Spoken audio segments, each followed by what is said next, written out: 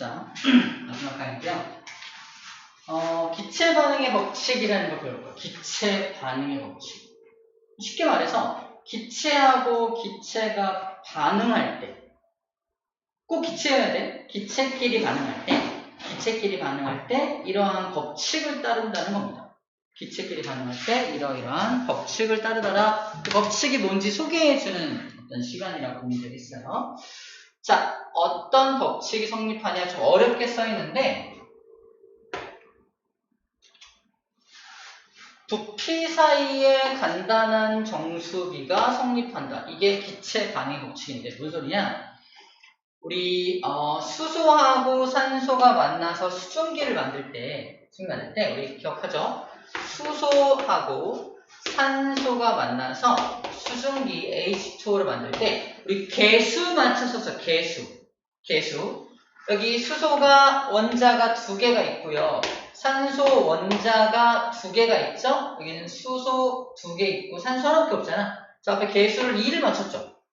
그죠? 그러다 보니까 수소가 4개 됐으니까 여기다도 2를 맞췄었잖아. 바로 앞에 있는 요 숫자 봐봐. 2, 1, 2 보여요? 개수? 그게 칸수랑 똑같죠? 보여요? 칸수랑 똑같죠? 칸수. 수소 기체 개수가 2잖아. 산소 기체 개수는 1이죠. 수증기의 개수는 2죠. 그래서 요 앞에 개수비만 따지면 2대 1대 2죠. 완전 신기하게도 수소를 20ml를 주기에 이게 각각 10ml, 10ml야. 그러면 산소 몇 ml랑 반응한다는 거냐? 10ml랑 반응해요. 10ml랑. 미리수를 따지면 부피를 따지는 거예요. 부피. 아까는 질량비를 막 계산했다면 지금 무슨 비를 따지는 거야? 부피비를 따지는 거야. 수소기체 20ml 준비한 다음에 산소를 빡 결합할 건데 산소 몇 ml가 결합하더라? 10ml가 결합하더라는 겁니다. 그랬더니 수증기가 몇 ml 생겨나더라? 20ml가 생겨나요. 뭐야? 20ml. 이건 막 뭐 보존되는 거 아니죠? 보존되지 않고요. 20ml랑 10ml 만나면 30ml 될 것 같잖아. 근데 그렇지 않고 20ml밖에 안 생겨납니다. 그래서 기체가 반응할 때 이러한 간단한 정수비 2대 1대 2라는 간단한 정수비를 이루면서 항상 수증기가 만들어지더라는 거예요. 아까 배웠던 건 1대 8대 9라는 질량비를 가지고 항상 결합하더라 이거였다면 지금은 기체가 반응할 때 기체들끼리 반응해서 또 다른 기체를 만들 때 부피가 2부피가 있으면 20ml가 있으면 1부피 10ml랑 반응해서 2부피의 어떤 수증기를 만들더라. 바로 이런 2대 1대 2라는 부피의 비를 보이더라. 이게 바로 이 기체 반응의 법칙입니다. 기체 반응 법칙. 근데 신기하게 기체 반응 법칙에서 그 부피는 어디에 나타나 있다? 부피는 개수에 나타나 있어요. 그러니까 다시 말해서 우리 개수만 맞출 줄 알면 부피비도 알 수가 있다는 겁니다. 개수만 맞출 줄 알면 이게 몇 대 몇 대 몇으로 결합하는지 알 수 있다는 거예요. 이해됩니까? 하나 해볼게요. 여기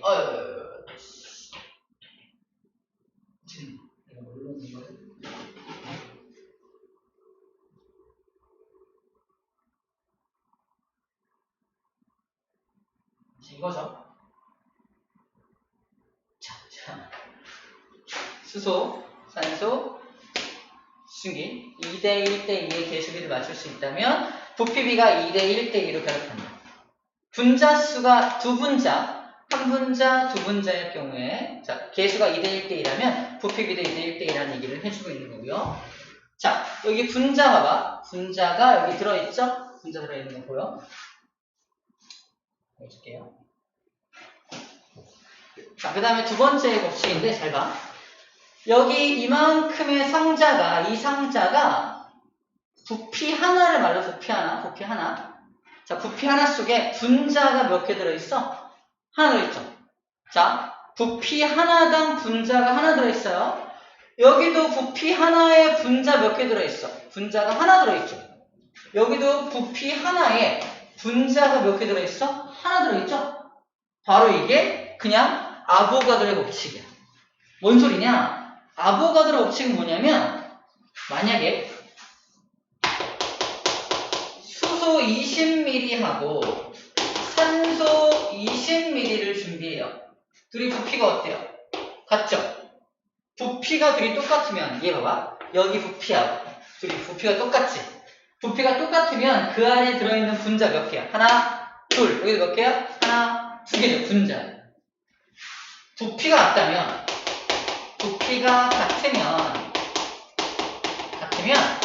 같은 수의 분자가 들어간다.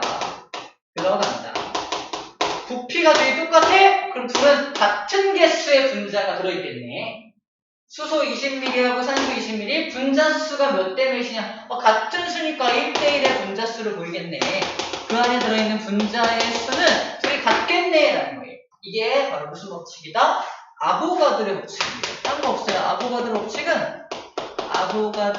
법칙은 아보가드로가 신기하게 내가 수소기체를 20ml 준비하고 산소기체를 똑같이 20ml 준비했는데 그 안에 들어있는 수소 분자, 산소 분자의 개수를 재봤더니 둘이 똑같더라는 거예요. 수소 분자는 크기가 어때요? 크기가 되게 작거든요. 산소 분자는 크기가 엄청 크잖아. 하지만 같은 부피만큼 모아놓으면 개수는 같은 개수만큼 들어간다라는 게 아보가드로의 법칙이라는 겁니다. 그래서 이렇게 나온 거야. 자, 문제. 두 부피에는 분자가 몇 개 들어있다? 2개 들어있다. 그럼 부피 하나에는 분자 몇 개 들어있을까? 하나 들어있겠죠? 두 부피는 2개 들어있고 하나 분위는 하나 들어있고 여기 두 부피는 몇 개 들어있다? 2개 들어있죠. 그래서 이게 아보가드로 법칙이 적용된 거야. 한 부피의 분자 하나, 한 부피의 분자 하나, 한 부피의 분자 하나, 한 부피의 분자 하나, 한 부피의 분자 하나. 이게 2대1의 부피비로 결합하니까 분자수의 비도 2대1로 결합할 수밖에 없다. 여기는 분자수가 2개 만들어지겠네요. 자, 마지막 결론은 뭐냐면 결국 우리는 개수를 맞출 줄 알아야 몰라요. 할 수 있죠. 개수만 맞추면 그 개수의 비가 뭘 뜻한다? 분자수의 비이자 기체인 경우에는 무슨 비이기도 하다? 바로 부피의 비이기도 하다라는 말입니다. 그게 무슨 법칙이다? 바로 아보가드로 법칙이자 바로 기체 반응 법칙까지 다 이해하는 내용입니다. 우리 개수만 맞출 줄 알면 그 모든 법칙을 다 적용해서 사용할 수 있다라는 말을 해주고 있는 거예요. 하나 더 해볼게요. 암모니아가 만들어지는 반응입니다. 암모니아. 개수 맞춰볼게요. 암모니아 3H2N2 반응에서 2NH3가 만들어지거든요. 개수비가 몇 대 몇? 3대 1대 2죠. 그럼 개수의 비가 그럼 무슨 비다? 분자수의 비도 3대 1대 2고요. 부피의 비도 3대 1대 2입니다. 다시 말해서 암모니아가 만들어질 때 수소기체를 30ml를 준비했다면 문제! 수소기체가 30ml가 들어갔다면 거기 필요한 질소기체는 몇 ml 필요할까요? 부피비가 3대 1이니까 10ml 필요합니다 라고 대답하면 됩니다. 어떻게 알았어? 그러면 개수가 3대 1이잖아요. 30ml면 10ml겠죠. 됩니다. 개수의 비가 곧 결합하는 부피의 비와 같기 때문에 그래요. 이렇게 만들어지는 암모니아는 몇 ml 만들어지니 그러면? 20ml. 그렇죠. 20ml가 만들어집니다 라고 하는 겁니다. 그럼 이거 이해가 되나요? 30하고 10이 만났는데 어떻게 20이 될 수 있지? 잘 들어봐. 어떤 게 있냐면 여기 콩이 이만한 콩이야. 콩이 50ml가 있어. 콩이 50ml. 그냥 여기다가는 뭘 준비할 거냐면은 여기다가는 쌀. 조그만 쌀 있죠? 조나 쌀 같은 거, 되게 조그만 거를 갖다가 20ml를 준비합니다. 둘을 섞어봐. 몇 ml 나올까요? 50하고 20 만났는데 70이 위에 주르륵 쌓이는 거잖아. 위에 주르륵 쌓일 때 70ml지. 하지만 이 사이사이로 들어가는 거야. 사이사이로 들어갈 거 아니야. 사이사이로 들어가니까 70보다는 훨씬 작게 나오겠네요. 그치? 그런 원리입니다. 이게 질량 보존 법칙과 다른 이유가 부피는 공간이기 때문에 공간 사이사이로 작은 분자가 이 공간 사이사이로 들어가면은 부피가 50 더하기 20이 70이 안 나올 수 있다는 얘기야. 아까 30하고 10 만났는데 막 20 나오고, 그죠? 그 위에 거는 20하고 10 만났는데 또 20밖에 안 되고, 그죠? 이런 경우가 바로 이런 예라고 생각해 주면 됩니다. 아, 그렇게 공간 사이사이로 들어가서 부피가 줄어들 수도 있고, 부피가 유지될 수도 있고, 막 그렇겠구나. 라고 이제 이해해 주면 될 것 같습니다. 하나 더 해볼게요. 염화수소 생성 반응. 이것도 개수를 이렇게 맞출 수 있다면, HCl 염화수소거든요. 수소기체하고 염소기체가 필요한데, 개수를 맞출 수 있다면 1대 1대 2거든요. 분자 수의 비도 1대 1대 2가 나오고, 그럼 당연히 부피의 비도 1대 1대 2가 나오네요. 이거 같은 경우는 1하고 1이 만나서 2가 됐죠. 특이하게 이거는 합쳐지지 않았네요. 그죠? 그러니까 저기 섞여 들어가지 않았죠. 1하고 1이 만나서 20이 만들어졌습니다. 즉 10mm, 10mm 만나서 20mm가 만들어진다는 얘기예요. 특이하죠? 자, 이렇게 되는 경우도 있다. 개수만 맞출 줄 알면 분자수의 비와 부피비를 모두 알 수 있다. 단! 중요한 건 뭐야? 부피비까지는 기체인 경우, 그죠? 기체인 경우에만 성립한다는 거 되게 중요합니다. 기체인 경우에만 성립하게 된다라는 거예요. 그죠? 몇 분? 1분? 왔었어. 쉬는 시간 1분. 뛰면 반칙이야, 뛰면. 1분.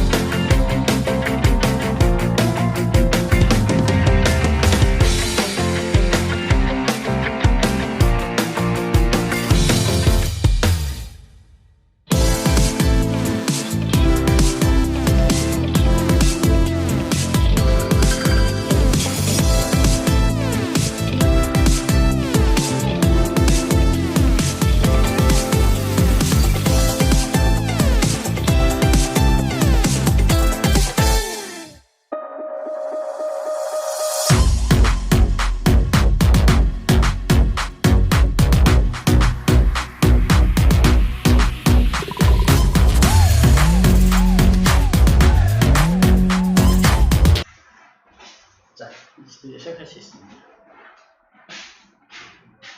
우리 이 그림 다시 한번 볼까요? 왼쪽 밑에 있는 그림인데 이거야. 자, 우리 아보가드로 법칙이 뭐냐면 여기 한 부피 안에 분자가 되죠. 분자. 그죠? 분자. 여기도 한 부피 안에 분자가 들어있죠? 같은 부피 속에는 같은 수의 분자가 들어간다는 게 아보가드로 법칙이에요. 법칙입니다. 우리 체크하는 거 해볼까? 분자. 어디 맨날 밑줄만 가나봐. 여기 오면은 여기 있다. 아보가드로 법칙이란 같은 부피 속에 기체의 같은 부피 속에는 같은 개수의 분자가 들어간다는 게 포인트입니다. 분자가 들어가는데 원자가 들어가면 안 됩니다. 그래서 수소 한 부피, 산소 한 부피, 암모니아 한 부피를 준비하면은 하나, 둘, 셋, 네 개면 여기도 하나, 둘, 셋, 네, 여기도 하나, 둘, 셋, 네 개가 들어간다. 이 분자의 크기와 상관없이 무조건 같은 개수가 들어간다는 게 아보가드로 법칙입니다. 이게 왜 그러냐면 기체 분자들은 기체이기 때문에 분자 사이의 거리가 굉장히 멀지. 그래서 이게 요만한 녀석들이 이만큼 멀어져 있는 거랑 이만한 놈이 이렇게 멀어져 있는 거 같은 공간을 차지한다는 겁니다. 같은 공간을 차지. 조그맣든 크든 같은 공간을 차지하기 때문에 기체의 어떤 크기와 상관없이 같은 부피 속에는 같은 개수의 분자가 들어간다라는 얘기를 하고 있는 거예요. 됐죠? 그래서 왼쪽에 있는 그림이 바로 원자로 설명할 수 없고 분자로 설명해야 된다 이 얘기를 하고 있는 겁니다. 여기 만약에 같은 부피 속에 같은 수의 원자가 들어간다면 원자 하나라고 한다면 수증기 만들어질 때 요걸 반 잘라서 이렇게 써야 되죠. 원자를 반 잘라야 되니까 이런 일은 발생하면 안 되죠. 그래서 분자의 개념을 도입할 수밖에 없다라는 말을 하는 것 뿐입니다. 그래서 분자라고 하는구나. 원자로 하면 원자를 쪼개야 되니까 이거 말이 안 되는구나 라는 정도로만 이해해주면 되겠습니다. 오케이. 3번까지 끝났고 마지막 정말 쉬운 거. 어려운 거 다 했네요. 자, 이게 화학 반응에서 에너지 출입인데, 자, 열을 밖으로 발열내는 화학 반응이 있고요. 반대로 열을 흡수하는 반응, 흡열 반응이 있습니다. 자, 여기 이 녀석 봐봐. 예. 얘가 이 안에서 화학 반응이 막 일어나고 있어요. 화학 반응이 막 일어나고 있어. 근데 얘는 발열 반응이라서 열을 막 방출해. 열을 막 방출합니다. 어디로 방출해? 바깥으로 방출하는 거지. 바깥을 뭐라고 하냐면 외부라고 해요. 외부로 열을 방출하는 거야. 외부의 입장에서 열을 막 받으니까 외부의 온도가 어떻게 될까? 올라가겠죠. 열을 막 방출하면 외부의 온도가 올라갈 거 아니야? 얘는 이 안에 들어있는 물질은, 이걸 내부라고 할게요. 이 안에 들어있는 물질은 열을 막 방출했으니까 여기는 온도가 어떻게 되겠어? 온도가 떨어지겠죠. 안에 있는 물질은 열을 막 내뿜고 그래서 온도가 떨어지고 밖에 있는 물질이 그 열을 받아서 온도가 올라가게 되겠죠. 이렇게 내부하고 외부를 나눠서 생각할 수가 있겠네요. 자, 이런 걸 발열 반응이다. 열을 방출하는 반응이다. 라고 합니다. 체크할 건 여기입니다. 그래서 발열 반응이 일어나면 주변의 온도가 높아진다. 체크. 당연히 주변의 온도가 높아지게 되겠죠. 자, 그럼 어떻게 열을 방출할 수 있냐? 바로 이 그래프입니다. 봐봐. 자, 이제 반응을 A라는 물질과 B라는 물질이 반응해서 C라는 물질을 만들 거야. 근데 A라는 물질과 B라는 물질은 에너지가 굉장히 많아요. 에너지가 굉장히 많아요. 근데 얘가 C라는 물질로 딱 바뀌면 에너지가 별로 없단 말이야. 에너지가 많은 물질이 에너지가 적은 물질로 내려가야 하니까 남는 에너지를 버려야지. 버려야 일로 갈 수가 있는 겁니다. 그래서 생성물, 반응물의 에너지가 많고 생성물의 에너지가 적다면 열을 버리고 내려가야 되니까 발열 반응이 일어나야만 하겠죠? 발열 반응이 일어나야만 합니다. 열을 방출하는 발열 반응이 일어나야 됩니다. 반대로, 자, 반응물은 에너지가 되게 적은데 생성물은 에너지가 많아야 돼. 에너지 어떻게 해야 돼? 흡수해야 될 거 아니야? 이것이 흡열 반응이 됩니다. 열을 흡수해서 올라가니까. 그래서 흡열 반응이 이런 경우를 말하는 거고 발열 반응은 이런 경우를 말하는 거야. 그럼 흡열 반응도 볼게요. 흡열 반응은 짜잔, 이겁니다. 얘가 화학 반응이 일어나는데 열을 막 흡수해요. 주위로부터 주변에서 열을 흡수하니까 주변의 온도는 어떻게 돼? 주변의 온도는 떨어지겠죠. 이렇게 떨어지고 이 안의 온도는 올라가게 되겠네. 열을 흡수하니까. 그렇지? 그래서 에너지가 높아지게 될 거고요. 바깥의 온도가 떨어지게 될 겁니다. 너무 당연하죠? 자, 여기서 체크하면 여기 체크하면 되겠네요. 주변의 온도가 낮아진다. 주변이 낮아진다. 흡열 반응이 일어나면 주변의 온도는 낮아지게 되겠네요. 자, 이제는 발열 반응의 예와 흡열 반응의 예들을 좀 볼게요. 먼저 발열 반응. 연료가 연소할 때, 우리 가스레인지 불 딱 켜면은 막 연료가 막 타잖아? 열이 나와요? 아니면 추워져요? 열이 막 나오죠? 이게 발열 반응의 예라는 거야. 연료가 탈 때는 밖으로 열이 방출된다. 너무 당연한 이야기입니다.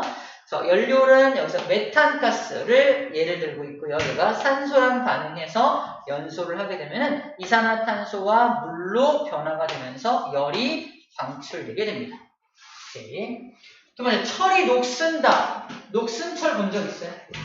철이 녹슬었어. 철이 녹슬어가는 과정까지 가는 동안 서서히 밖으로 열을 내뿜었던 겁니다. 너무 천천히 일어나서 우리는 그걸 느끼지 못할지 모르겠지만 전체 그 긴 세월, 긴 시간 동안을 다 열을 모아놓으면 굉장히 많은 열을 방출한다는 걸 알 수가 있어요. 자, 철을 Fe라고 쓰고요. 산소랑 반응해서 녹슨 철이 되는데 그때 열이 방출된다는 거. 철이 녹슬 때도 열이 방출되는구나, 발열 반응이구나 라고 용어 정리해 주면 될 것 같습니다. 그 다음에 금속하고 산이 반응을 해. 금속이 있어. 금속에다가 염산 같은 거 막 떨어뜨리면 수소기체 막 나오면 수소기체가 막 부글부글 나오는데 그때도 열이 방출된다는 거 이미지를 기억하면 되고요. 산하고 연기 만나면 우리 했었죠. 산하고 연기 만나면 중화 반응이 일어나면서 중화열이 방출됐었죠. 중화열이 막 났었어. 산과 연기가 만날 때도 중화열이라는 열이 방출됐었다라는 거 배웠습니다. 자, 이제 흡열 반응의 예입니다. 흡열 반응. 자, 탄산수소 나트륨의 열분해라는 게 있는데 이게 탄산수소 나트륨이 뭐냐면 빵 속에 넣는 베이킹 파우더, 베이킹 소다입니다. 빵 속에 막 반죽할 때 같이 넣어가지고 구우면 부풀잖아. 이 탄산수 나트륨이라는 물질이 바로 열에 의해서 오븐 속에서 열에 의해서 빵 분해되면서 이산화탄소 기체가 확 나오거든요. 다시 탄산수 나트륨을 열을 가하면 얘가 이산화탄소 기체가 나와요. 다른 거 몰라도 돼. 이산화탄소 기체 나오면서 이산화탄소 기체로 인해서 빵을 밀어. 기체가 발생되면서 빵을 밀면서 부풀게 만드는 게 바로 이 형태죠. 그래서 우리 빵 반죽할 때 탄산수 나트륨을 넣는 이유가 바로 이거고요. 이 탄산수 나트륨을 분해시킬 때 뭐를 가해준다? 열을 넣어줘야 되죠. 그래서 흡열 반응입니다. 열을 넣어줘야 되기 때문에 흡열 반응에 얘가 되는 거예요. 이건 좀 익숙하지 않은 건데 수산화 바륨이라는 물질과 염화 암모늄을 반응시키면 자 이게 나무판인데 이게 붙어있는 모습이에요. 얘가 주변에서 열을 흡수합니다. 열을 흡수해요. 주위로부터 열을 흡수합니다. 이 반응이 일어날 때 주위로부터 열을 막 흡수하니까 주위 온도가 떨어질 거 아니야? 주위 온도가 떨어져서 여기 나무판에 물을 묻혔어요. 나무판에 물을 묻혀놨는데 그 물이 열을 뺏기니까 얼어버린 거야. 얼어가지고 이 삼각 플라스틱하고 나무판을 붙여버린 모습입니다. 그래서 이 반응이 일어날 때 열을 흡수해서 주위를 얼릴 정도로 이렇게 주변 온도를 낮추는구나라는 걸 이 실험을 통해서 보여주는 거고요. 이런 반응이 있구나. 이거 아직 외우지 못하더라도 이렇게 주변의 열을 흡수하는 반응들이 있구나라고 정리해주면 될 것 같습니다.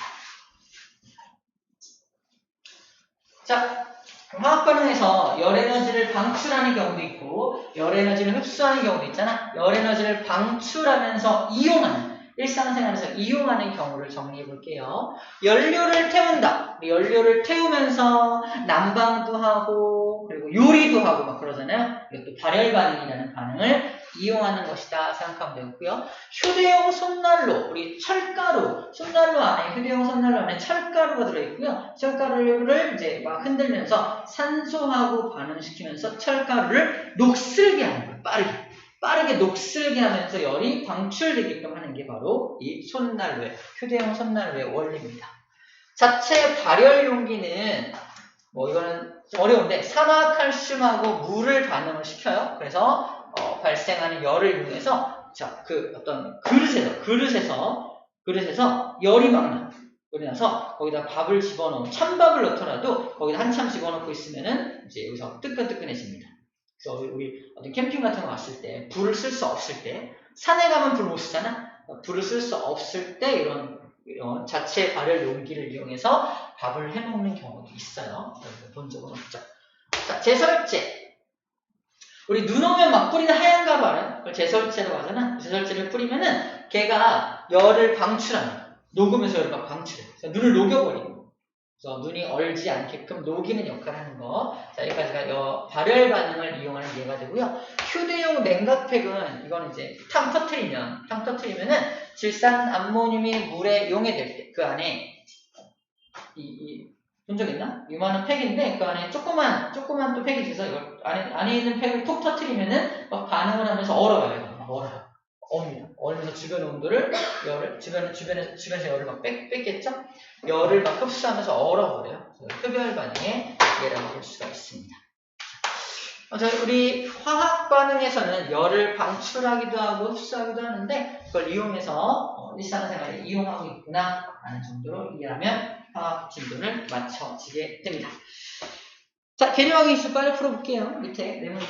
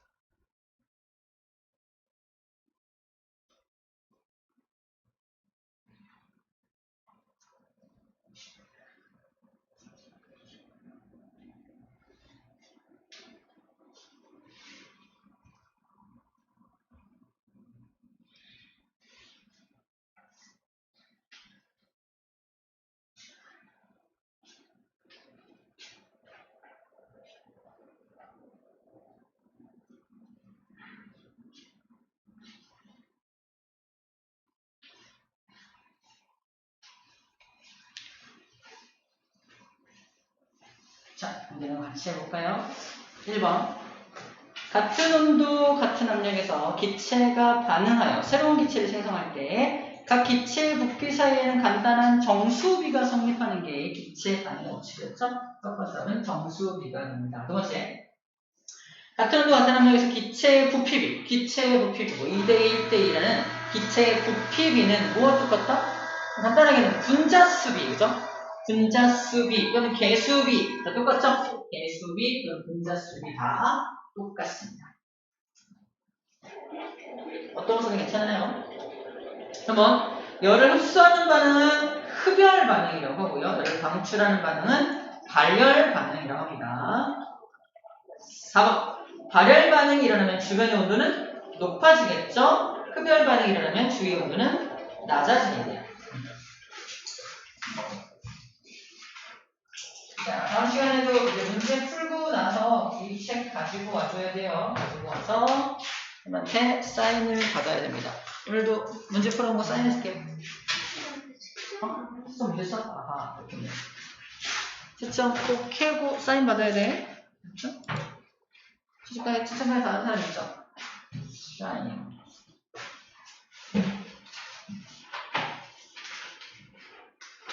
와우.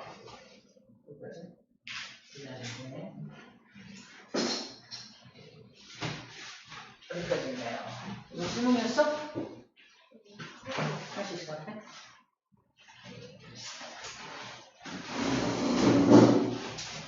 오늘 너무 많았어. 2개나 하는 큰 결단을 내려주시고 고생 많았습니다. 수고했어. 들어가.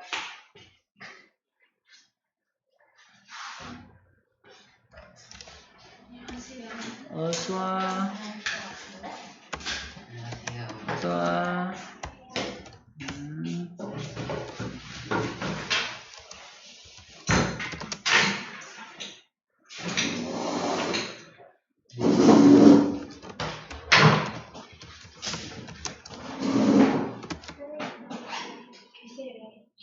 춥다고?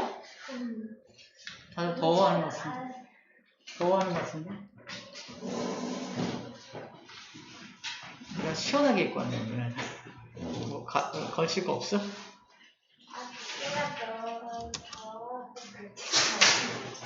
그러면, 잠깐만 뒤로 대피해 있어. 뒤쪽은 약간 따뜻해.